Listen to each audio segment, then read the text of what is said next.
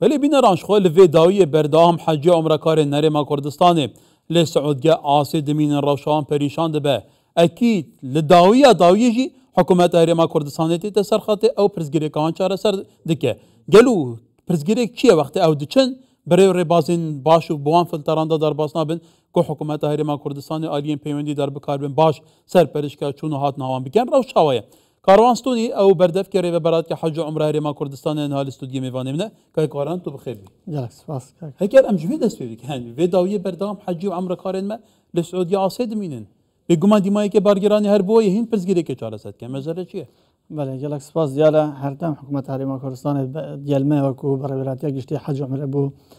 چاره سر کردن هر کیشو گرفته که راستی حاجیان بیتن و راستی عمره کاران بیتن. او سال وقتی آماده پیدا گرفته مهب او خلکین کو برایکا ویزن گشتیاری و ویزن عمری پروسه حج کردی کیشو گرفتن زوروان هبون بس فاسیبه یعنی وکو حکومت هرما کردستان وکو خود نوسینگا رزار سلوکی حکومت هرما کردستان بردام دیال ما بما و گرفتن وانا چهار سر کردن و آلی کارین باش وان هات نکردن او سالا جی دیاره گشتن عمری پشتی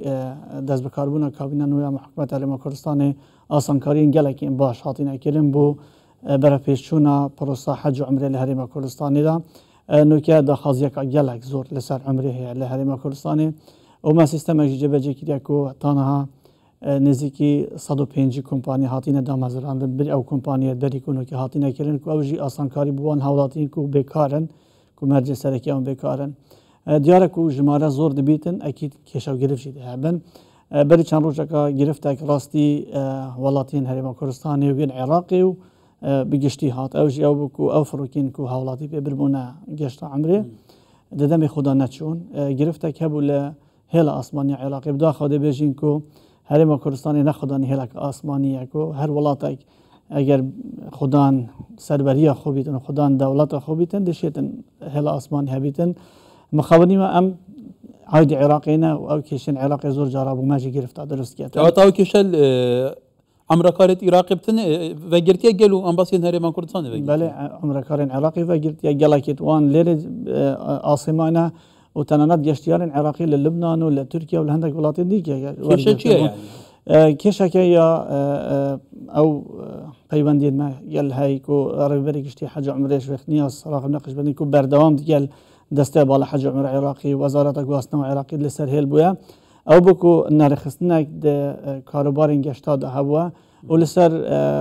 بریارک سر وزیران عراقی محمد شیع سودانی ربری گشتی هیل آسمانی عراقی لسر کار هاتی الادان و تانو کجی لیکولین بردوام لسر یعنی او پیش هاتین کوی گرفته درست کلی بو ولات یعنی که چند روزه که ولاتین ملیر آسیما اینا و ما دخواست کلی لیکم روز داکو او ولاتیانه بین قلبو کلن اوین کو گرفته بونه چون که چند روزه که لوتیلان ماینه و رنگ لیروان کارن خوجی یعنی کشه نه شوازی چون وان عمرکاران بویه کشه لهل آسمانیا عراقی بویه بله ما وکی من آماده پیدا لدم دست بکاربونا کاوینا نو حکومت هرما کردستانی زورترین آسانکاری زورترین خدمتگزاری پیشکشی حاجیان بگشتی و عمرکاران به تایباتی هاتی نکردن سیستمی که زور باش مدانه حتی بو نویسینه و بو تیلو پیش که بو همو بابتا یعنی روزانه ام کار دانه کو چه باشتره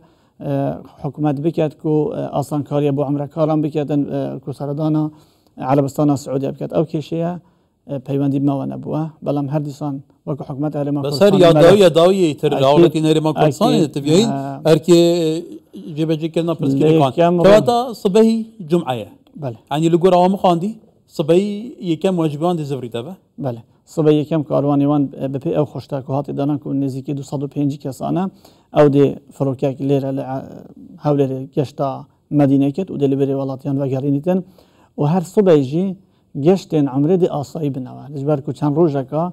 او به صدام و کشه گشتن عمره حدبون راوستاندن بشه که زور ولاتیان نوی خونویسیا که بچن گشتا عمره بکن هم صدام و کشه حل آسمانی عراقی او نشانه گشتا خوبی کن بشه که وان مثلا رنگ قطابی هبن گرفتن زور سلاستی خلقیات اینا کو سرچاوی سرکی او کشه بکوله هل آسمانی عراقی هاتی اردان ام بردوام لسر هلین کو جاره کادی او گرفته نه ترودان هرچند لسالین بوریدا ما اوپشن کادی که بکو برای که ترانزیت یعنی خلقی ما گشت بکندن بلام اوش هم هندک که مکاسی هبین یعنی جلا عراقی و جلای ولاتین دیکه بوی گرفته‌ای ما بجاردین دیکه شهود نبرد ولاتین خوکوتشین برای که پاسی هوشکانی هاتو چوب کن چون کل بوی کم جار لسردم کابینه حکومت هریما کردستان ولاتیان شان برای که هوشکانی گشت حج بکن و گشت عمره بکن و که هر ولاتی یک دکاریتن لهریما کردستان بترنبیل خو السعوديه جا في سنور العراق ورياوشكاني جا هي ودرزين جانا يعني افريقيا تشام صنايتر يا عثماني بله رك آسانتر و ما کار جی بوهنده کلی حتی ما کار بوهنده که کتابلوین کردی ما بار بجداری ل کنفرانس تکا حج عمره کلی بل سعودیه و بریار افصال کتابلوین کردی جی پیشوازی ل حج عمره کارین کردستانی بیت کلن يعني وكو هرما كردستاني وكو حكومت هرما كردستاني مكاره که گلک زور کلیه بوهنده کو ام باشترین خدمات و آسانکارین زیادت پیشکشی خلقی خوب کن. بله پیوندین هرما کردستان دیگه سعودیه جی بردام پیش ودیشن حتی ایرو بگمان هو با پیوندین بازرگانی جی سعودیه لهولی رات که فکرن که حتی او حجیین انکو عمره کارن کل سعودیه آسمانین هرما کردستان هجمار آن چنده؟ هجمار آن سر 2000 کسر 2000 و بله گلک زوره او به او خشتاکوهات یادانن هفید کن که زیترین وقت او بگرین هرما کردستانی او روزانش ولاتین دیگه اورو وکی او لیدوانا سر لیدوانا برای شیخ نیاز رقم نقشبندی هاتی دانان که صبحی او گشتن دی بردام بن صبحی ولاتین ما دشین گشتا امریکن برای که آسمانی اگر نرکا گشت کاتش داری دا پیامت ها گرینگه ای که شانا او امریکار ناسمانه 2000 که حتی 2000 مال باد چاویان لوان جاره کردن وگرن او دی وگرن و اوین حزدی کن جاره کردن بچن عمره او جی دشین صبحی بله بالتاکید وما نوسینگک جل دروازه عرعر سنوری دانه یوشکانی که روزانه پیشوازی لعمرکاری مد کردن یعنی فرمانبرین ما روزانه لدروازه عراقینا و سعودینا عرعر که پیشوازی خلقی مد کن و معاملات وان بتاو کن حتی گشت وشکانی به سلامتی و یا خود هر کیشو گرفته جهه بیتن ما لجنه پای بلند کار اینا نکو روزانه کار کن لسر ورگردنا سکالین ولاتیان اگر ولاتیا کی داخازیه که بیتن گرفته که بیتن ام بردام لسر هیلین و ما گرفت زور اجی چاره سری حتی اولاتی وکی من آماجه پیدا کو او سال چوبونه حج چه اوین گیانه خوش از دای چی گران نوا یعنی آماده کردن وان کسای خود دیت نوا وان یا خود بردان وان ل دادگین سعودی هر کارک بیتن موقع برای برایتی گشتی حج عمره و حکومت هرما کردستان مدرقینه کلیه و ام نتیجه سر ولاتی خناکن او ارکی ما کو هر چال دسته زانی کاران خوشترین تش بو مروی یا دما مروی گشته دی که به ولاتین به هر آوای کی بیا تو سی پرزگره که بیت ولات مروی خودی خودی المروی در کوید نرات که با آوای که فرمی يعني لسعودية بروسيسا انجام دانا حجبه يا عمره به يعني نرات كن هنا لدفرين جدا لمدينه لمكه كو هر حالاتي که هرما کردستان توشی کشه کی بیچاره سر کرد آنکو روشان به شوپینی چاودری بکرد ام روزانه بدودا چونه بو همی کاروبار عمرت کن کنو که لورز عمره او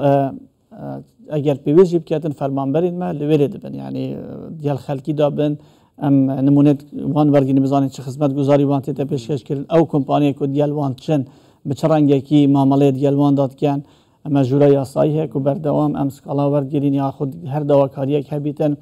اگر پیوندی که بردوام دیال د سالادار سعودی و وزارت حج و عمره سعودی ما هيا وکی من آماجه پیدا کو پارسال